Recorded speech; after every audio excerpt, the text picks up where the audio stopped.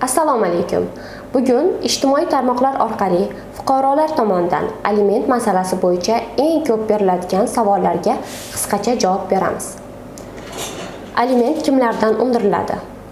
Aliment nafaqat ota-onadan voyaga yetmagan farzandlar foydasiga, balki voyaga yetgan farzandlardan qonunda belgilangan hollarda ota-onalar foydasiga, er-xotin yoki sobiq er-xotin o'rtasida ham undirilishi mumkin.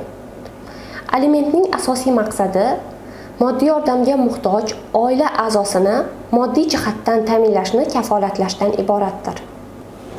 Rasmiy nikoh bo'lmagan bo'lsa ham aliment undiriladimi? Ha, undiriladi.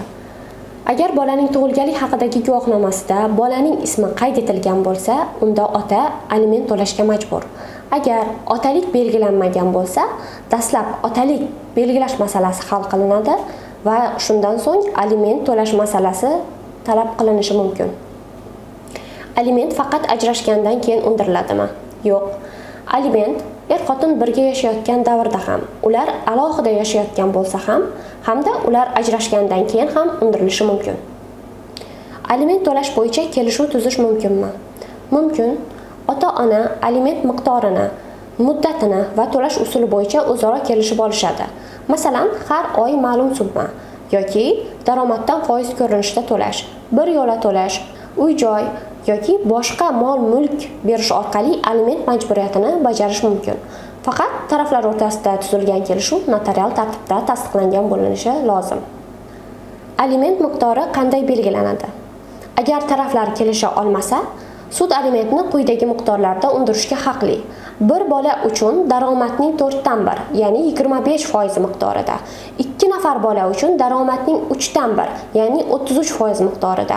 3 nafar va undan ortiq bola uchun daromadning 2dan 1, ya'ni 50% miqdorida belgilanishi mumkin. Sud taraflarining moddiy va oilaviy ahvoldan kelib chiqib, ushbu miqdorlarni o'zgartirishga haqli. Aliment to'lovchi ishlamasa-chi? Ko'pincha ishlamayman, shuning uchun aliment to'lamayman degan noto'g'ri tushuncha mavjud. Ishsiz bo'lish aliment to'lash majburiyatidan ozod qilmaydi. Agar aliment to'lovchining rasmiy daromadi bo'lmasa yoki uning daromadini aniqlashning imkoni bo'lmasa, sud qat'iy belgilangan summada unga aliment to'lash majburiyatini belgilashi mumkin.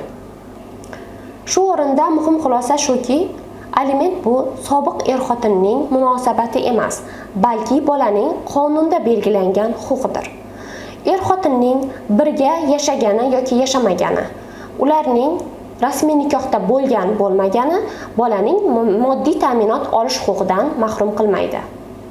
Hurmatli kuzatuvchilar, sizga yana qanday savollar qiziq bo'lsa, izohlarda qoldiring, biz bularga javob berishga harakat qilamiz.